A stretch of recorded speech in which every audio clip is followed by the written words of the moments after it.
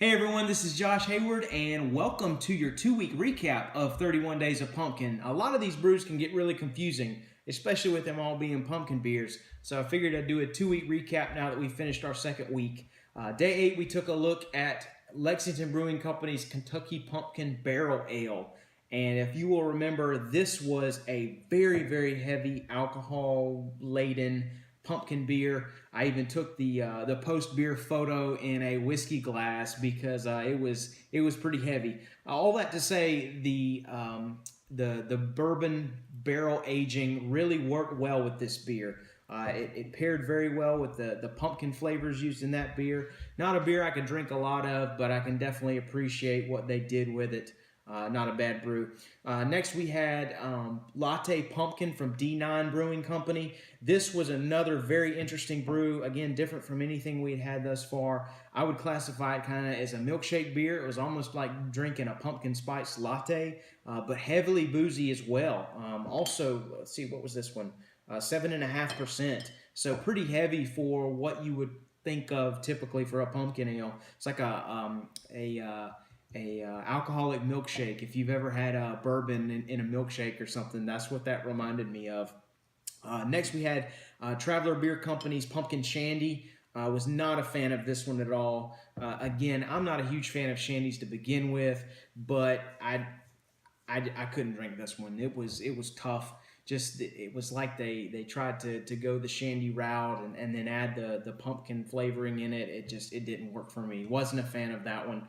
Next we had Pumpkin Hunter. This is by Devil's Backbone. This was an interesting brew as well, kind of more on that spicy end. There was a stark bitterness in this brew that I remember in particular.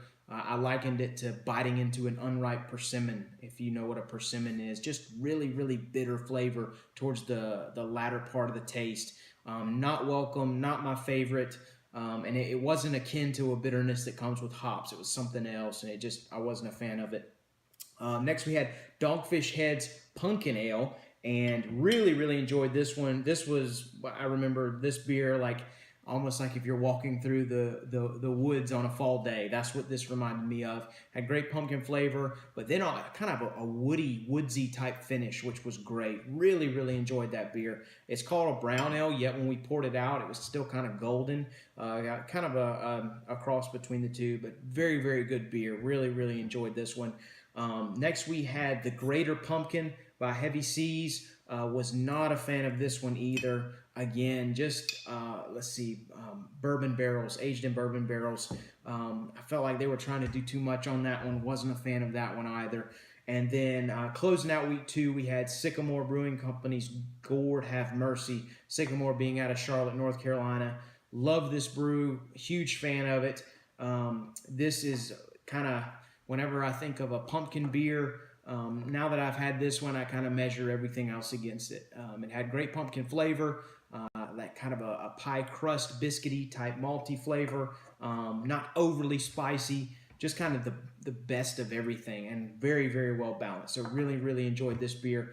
Out of week 2, I would say that these two were my favorite. I can definitely appreciate what they did here on this one, and this one isn't bad in very, very small quantities. But little week 2 rundown. Thank you guys so much for following along. We're in the middle of week 3 now, so thank you again for just this following along on this great journey. It's been a lot of fun. I will admit I'm getting kind of tired of pumpkin ales, but hey, I didn't start not to finish. So this has been fun, and looking forward to the next couple of weeks. Cheers, you guys.